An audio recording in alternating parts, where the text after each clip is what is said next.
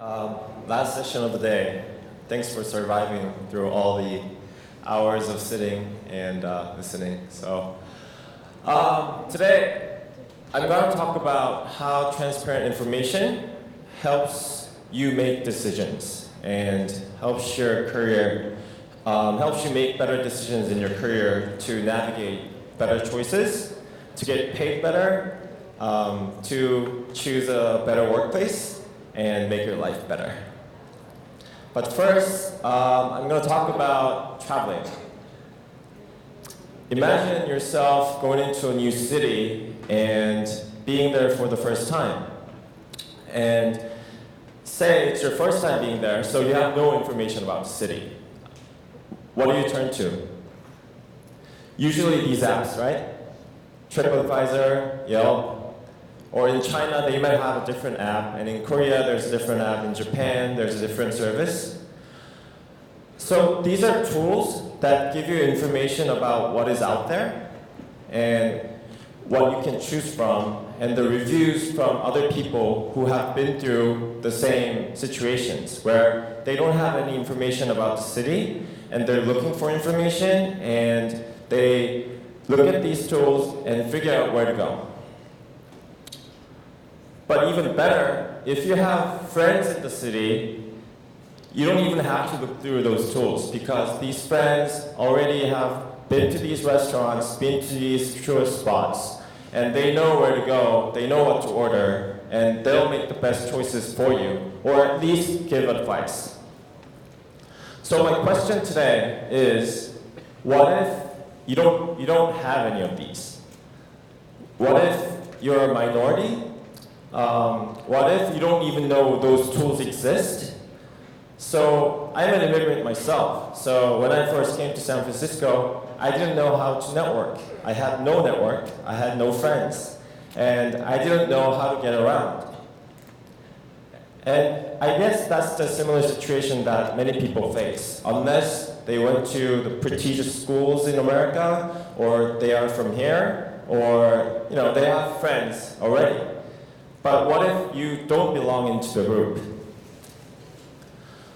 So this is the 7 steps of effective decision making. I didn't make this up. It's from University of Massachusetts. And number 1 is identifying the decisions, like what decisions I have to make. And number 2 to 4 is actually about information. Gathering information, and then identifying what choices I can make. And then, from the information you gathered, you weigh the evidence, and then on the fifth step, you actually make a choice and take action and revise. So, as you can see in these steps, gathering information and identifying what choices I have is one of the most important things that happens in decision-making process.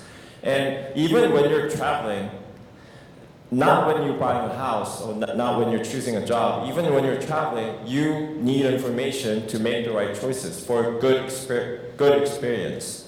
And think about choosing a job. How important is that?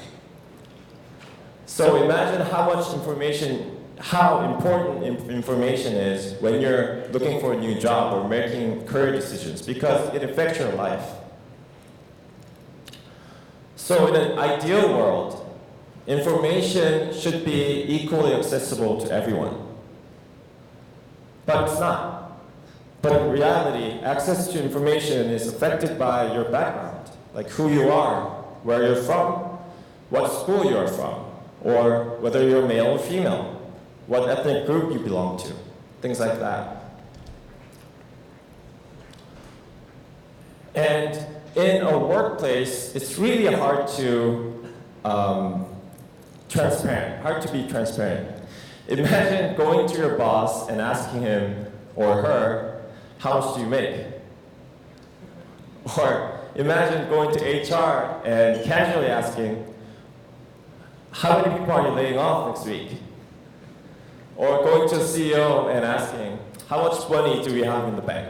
things like that. So in companies, it's hard to be transparent because there's that professional facade. There's that professional barrier between you and the company and the people around you. And you're always worrying about being judged from other people because you're in a professional setting. So that makes information being shared really hard within workplaces. And that's why we built this app called Blind. And it's a community of verified professionals. So verified meaning everyone needs a work email to sign up. And if you don't have a work email, you can view the content, but you can't contribute content to the platform. And the reason we built this was because as founders working at these big companies, we felt like information being shared or discussions happening in the meeting rooms or in companies weren't enough. There needs to be more conversations happening. So, and one other thing is this community is anonymous. So you're free from the fear of being judged because of who you are. And you can talk about work, and you can talk about life, you can talk about whatever topics you want, honestly. And these are our community leaders. We have users from these companies. We're pretty big in tech and finance and other industries as well. So after 6 years after launching Blind, we found the discussions on Blind to be really fascinating. And because of its anonymous context and because we have verified professionals as users, number one is the discussions are really personal. And this is really important because we live in a world where everyone talks about averages and medians and those kind of representative metrics. But what actually matters to you, or what actually matters to individuals, is your individual stories. So say there's a number of average salary of an engineer in the Silicon Valley. That's only relevant if you just want the average. But what if you have 3 years of experience and you currently work at Google and you're a female engineer and you want to get advice from someone really similar? Averages and medians don't tell you that story. So the content on Blind is very personal because people are willing to share their own stories, where they're at right now, and they ask specific questions relevant to their situations. And it's very authentic because everyone's verified with their work email. And they're really honest about feedback. There's not only good, cheerful feedback, there's also feedback that discourages you from doing things. But one of the things that I found is most people have goodwill, so they want to help you out. And that's the amazing thing about these communities where people are willing to help others out, and that really contributes to sustaining a good community. So because we are a workplace community, more than 70% of our content is related to work.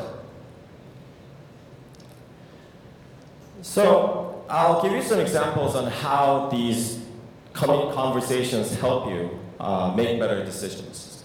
Let's talk about gender pay gap. So there are a lot of metrics about gender pay gap. Some say women only make 76 per dollar compared to men. And there are other comparisons. But this is a number that I found on Glassdoor report. And this is really important because this is adjusted based on the same job title, employer, and location. So if you have the exact same job title in the exact same company, women get paid 4.6% less. And the reason I bring this up is because this number is controllable by individuals. So if you have more information, and if you have more negotiation tactics, and if you know what questions to ask, and what to ask for, if you just strive for more, that gap can be filled. And that applies to anyone. It applies to minorities, immigrants, and anyone. So having that number can be a goal to strive for. And in order to narrow that gap, you need more information on how other people are doing. And Blind does just that. Because we are a verified community of professionals, we get a lot of thank you posts. You know why? Because we help people get paid more, because a lot of people are sharing their stories on negotiation, interviews, or how they prepared for these next steps, their next steps. So that person saying, Blind inspired that person to prepare for these interviews and negotiate it better. And there was an AMA from a technical recruiter. So imagine having an anonymous discussion with a person on the other side of the table. You can ask really honest questions, and this person's telling you what's happening in recruiter's mind. And we see a lot of posts about interview advices too. And also, when you're looking for a new job, finding the right culture is really important. So looking at our community, we find that not every company is not for everyone, which means there are companies that have a lot of freedom and a lot of responsibilities versus there are companies where you can just chill. So what is the right company for you? In order to navigate it, you can just ask. So that person is asking about culture at Airbnb, and this person is asking about best companies for women. And there were tens or not even, if not hundreds of answers below that. And one of the times when companies become least transparent is when bad things are happening, like layoffs, or their stock prices are going down, things like that. And apparently, 2 weeks ago, there were layoffs at Uber, and this person was willing to help them out. So this person put up a post, let's give them referrals. And there were responses from all these companies saying, reach out to me, I'll refer you to someone else, a position at our company. And this is related to work visa as well, because I know many of you here went through the work visa problem, and me as well. And when you get laid off at a company, you need to find a new job right away. So where do you get help if you don't have the network? If you don't have any friends who work at these companies? And another thing, stat I want to talk about is 31% of people in tech have witnessed sexual harassment or experienced sexual harassment. And this number is really significant because 1/3 of the people saw it happening, but do you see 1/3 of the people bring it up to HR? Not really, right? So when these kind of things happen, what happens is the victims first worry about whether the incident they experienced was harassment. So they have doubts about that. And after they decide that it's a harassment, they have trouble finding ways to bring those issues up. So online, people ask for advice on those issues as well. So we get quite a lot of posts about sexual harassment and how to report to HR, and how to get a fair raise as a female engineer. And also, there's this big issue of ageism in tech, and people ask for advice as well. So what's so powerful about our community is that everyone's verified. They probably went through something similar, or they have experienced it before. And because you're anonymous, you're allowed to ask personal questions, and people are willing to help you make better decisions by sharing their experience or whatever information they have. And Rooftop Sushi, it's a funny name, but this is a product that we have launched in May that is taking an extra step. So our hypothesis was that we see all these people sharing information out of goodwill. What if we financially incentivize them? Would they give better answers? So it turned out yes. So ever since May, we were able to get more than 1,000 professionals answering questions on this platform. And 90% of the questions get responses. And these are questions about really specific engineering cultures at these companies, or really specific interview tips at companies, or whatever questions that these professionals get help because they want to make better choices for their careers. And average transaction amount was only $27. So it's not like you give someone thousands of dollars to get this information. With only $25 to $30, you can get really high quality answers. And what we're finding out that people are willing to help other people, and it's not about the money.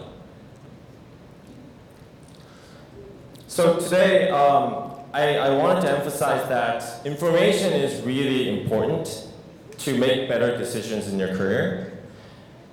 And that's why tools like Blind or other tools exist.